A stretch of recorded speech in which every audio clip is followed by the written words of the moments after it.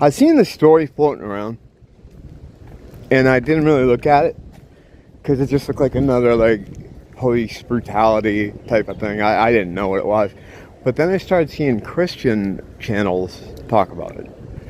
I'm like, why are they talking about it? And then I watched it, and holy shit! Like if you know what you're looking at, and you have the eyes to see, ears to hear, nose to smell, it's pretty amazing seeing this all play out. Now, if you don't know anything about spiritual warfare, or you're not involved in any way or understand the concept, you'll just look at this and go, wow, this guy's fucking crazy, and he seems like he must be a racist, right? Because why is he so angry? And why did he fucking shoot this woman in the face? Doesn't make any sense. But those of us that are clued into what's going on, it's pretty amazing to look at. And that being said, I'm going to just run into the store here for a minute, and then I'll pick up when I come right out. So right from the beginning when they come in, I think she could sense something. Like something was going on with that guy. She could tell. And sometimes you can. You know, I mean, you see me out here sometimes be indecisive about if someone has one or not. And sometimes I'll stand close by and just wait to see what I hear and look at the behavior. But then other times, you know right away. You just feel it. And I think she kind of knew right away when he came in. And she asked him, as maybe some kind of test or something, to hand her the Bible. Well, before that, she said, are you going to hurt me? And he's like, no, we're not going to hurt you. Why would we hurt you? Blah, blah, blah, blah. They were there because she had called them about some kind of burglar in the neighborhood, or it looked like someone's going to break in. It was nothing to do with her. She was calling them for help, you know. So, which makes this whole thing even weirder if you don't understand the spiritual war implications. So she asked him to hand her the Bible, and he gets angry right away. He looks over to the pot on the stove, and he was like, yeah, go get that. I don't want to burn the house down. Go get that. No, he sent her over there to get it. Now, I don't know, when it started, I didn't see her over there in the first place, so I don't know how close it was to burning the house down. You're not gonna, I mean, those things, for that to burn the house down, it would have to be on there for a very long time. The water would have to evaporate. It wasn't going to burn the house down, is what I'm saying. He just wanted to send her away from the Bible and get her over there. So when she got over there, she takes it off the burner, and maybe she was going to pour it in the sink, maybe she was going to pour it in a cup. She certainly wasn't getting ready to throw it at him, but at that point she knew there was something up, and that's when she said, I rebuke you in the name of Jesus. And he didn't like that at all, and that's when he freaked out and said he was going to shoot her in the fucking face. He's yelling commands at her, and she's probably like, what does she want me to do? He was using the water as an excuse, like, if you throw that at me, I'll shoot you in the face, you know. And she was like scared, like, what the fuck is, you know. And then he shoots her in the face, you know. And then his partner is like, I'm gonna go get my med kit, and he starts laughing, like, no, that's a headshot. She doesn't have to. Now cops usually don't shoot you in the fucking head or in the face, or they're meant to kind of go for a center of mass, body. They don't normally, especially in a situation like that. There was no imminent threat. There was no danger. What happened was she triggered the demon there, and that's it. And that's what happened. She triggered the demon inside this guy. And that's it. So after that, he's laughing, like he's making these sort of good comments about the situation, like it didn't mean anything to him. And a couple of people have pointed out the tattoos on these guys' arms. Now, I don't know enough about that to say what they could be, but I do know that when it comes to the law enforcement, Freemasonry is a big part of that. But excuse me, I don't know what in specific those designs were on their arms, but they're certainly these prominent, very specific kind of looking designs that they have. Now, is this all a show? Yes, everything is. But why are they showing this to us specifically? Or what do they want us to come away with from this? Because everything that you see on that screen, regardless of what it is performative. It's some kind of it's fake. It's not real. It's like an act. They're showing us something. It's everything. What do you mean everything? I mean fucking everything. I don't know why I always make like straw man guy. No one watching is gonna be like that. Like but I always have to have some guy go, what do you mean? Some fake guy, some fake straw man that doesn't exist. You mean, what are you saying? Like everything is fake? Yeah, everything is fucking fake. I'm sorry. You guys know all this shit. But yeah, it's pretty crazy. He had a demon in him, or maybe more than one. People could have like, I don't know up to how many they can have. I guess you can have a lot.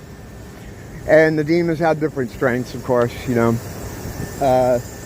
But it's that's what happened with him. Now, regardless of it being a set-up situation or a dramatic play, what they're showing you is that the way a demon responds to the name of Jesus Christ in the Bible, and they certainly do. You know, I've experienced it. When you say Jesus, they fucking fuck off. Before I even understood that I was dealing with demonic entities out here, I would tell one of my neighbors, yeah, when these crazy homeless people come up to you, because some of them are, you know, crazy, not all of them, but, you know, and when I say homeless, I don't mean people that fell behind in their payments and got fucked and stuck out on the street. I'm talking about these guys that are chronically out here and choose to be out here and are just out here to annoy people, you know. A lot of those guys would always kind of mong people, you know, and I'd tell my neighbor, I'm like, yeah, just bring up Jesus Christ, and they always run away. I didn't understand why, you know, I didn't know what I was dealing with. It took me a long time to come around to the demon thing. And me and a friend of mine finally figured it out in the summer of 2017 after having a long summer of dealing with these guys. And yeah, it's a lot of people have them in them, and they might not even know it. And if you use certain words or talk about certain things, it triggers them. To go sort of several rabbit holes down the rabbit hole, I think maybe what they're trying to show here, and what I kind of took away from that, was that they can hurt you. Excuse me. Long COVID, that doesn't exist. I was always the impression that I was protected by God to some degree, or that I was completely. And because of that, I've never feared having to deal with them at all. They're just, if anything, they're just gross, you know, entities.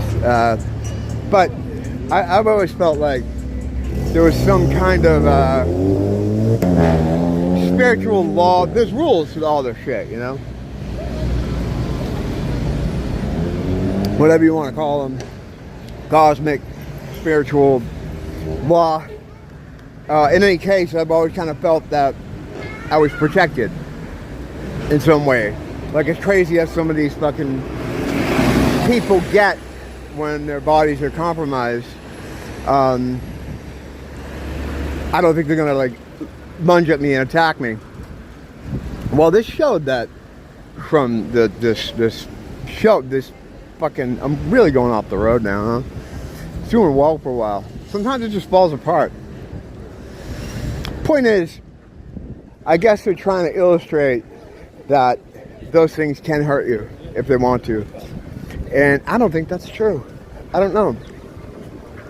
I never had it happen to me, but by showing that she triggered this demon enough that he went and shot her in the face, I don't know. I don't know what you think about that. I don't know what you think about that. Are they trying to send a message that they can hurt you, don't mess with them? You know, because there are other people doing the kind of stuff I do. When they do this stuff, when they make these little plays, when they make these little plays for the stage, they're packed with a lot of different messages. They're packed with a lot of different meanings. Because what they are, in essence, is a contract. They're putting this contract in front of you. And if you don't object or say anything about it, then it means to them that you acquiesce to whatever their contract is asking for. That's how they do things.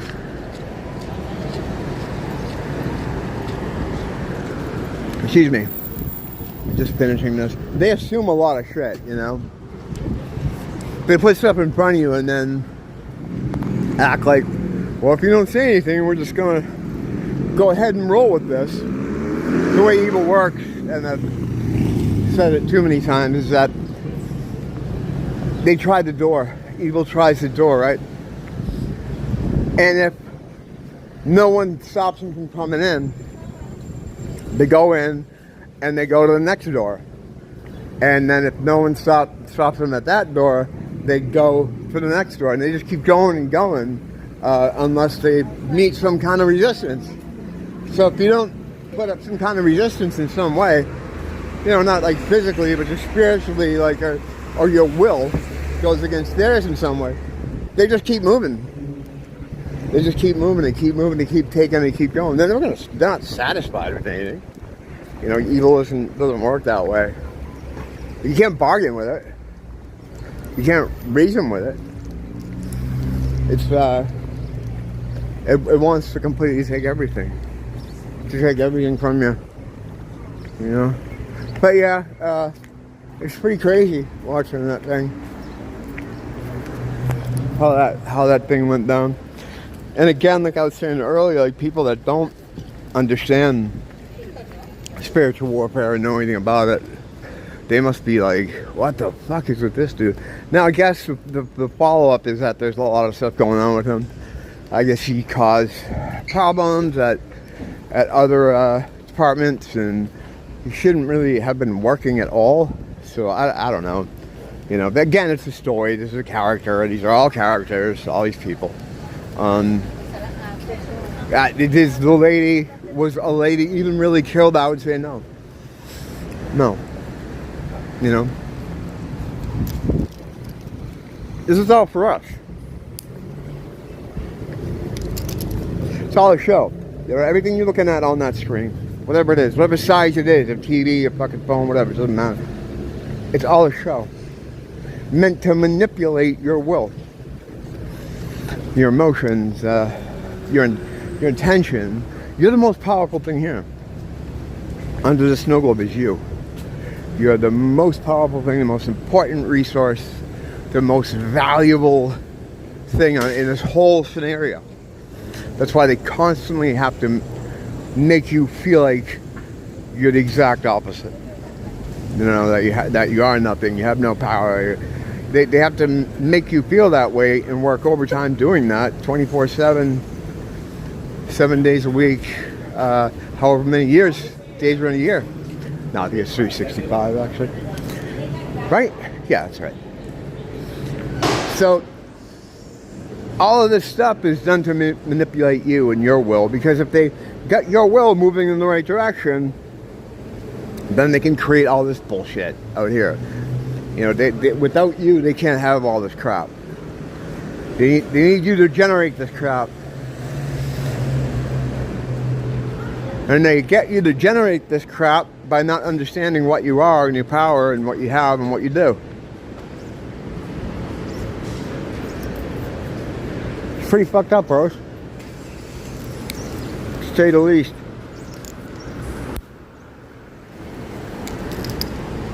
But yeah, demons, man. Really active. I think they've always been active. It's just that You know, they're extra in this period.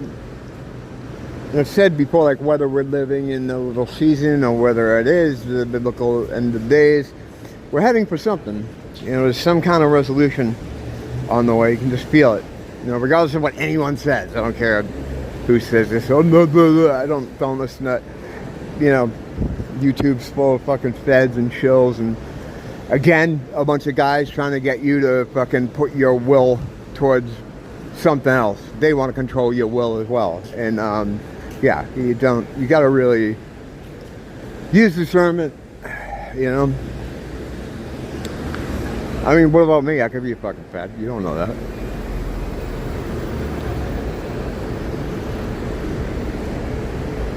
Trust me, bros. I'm not, trust me. It's fucking nice out here right now. The wind's coming up to this road here. The wind is the trade winds really make this place great. Like, if we didn't have the sort of trade wind activity we have here, it would be real hot. It would be real hard to deal with. We haven't even moved into the hottest summer months for us. The hottest months here, well, it's August now. So yeah, August, and really September is the hottest month for sure. Then by the end of October, we start going into winter. It's like 6 months of summer, 6 months of winter, you know. So it hasn't been that bad. It hasn't been that bad this year. It's been a pretty good summer. Well, we're still gonna keep our eye out. We're trying to find some of those demon-faced people. You know, I see more people popping up on social media that have had those demon face encounters, that whole thing. I'm always on the lookout for that stuff, but no dice yet. Hope springs eternal, though. You know, we could run into something. Could run into something tonight. I'll be back out in a little while. I haven't done a good night patrol in a while. I should do them every night. Like, it was like an OCD kind of thing. I had to be out there, and if I didn't get out there, I couldn't sleep. But the heat plays a role too. It kind of takes that enthusiasm away a little bit. But until next time, don't blame the teacher, blame the school.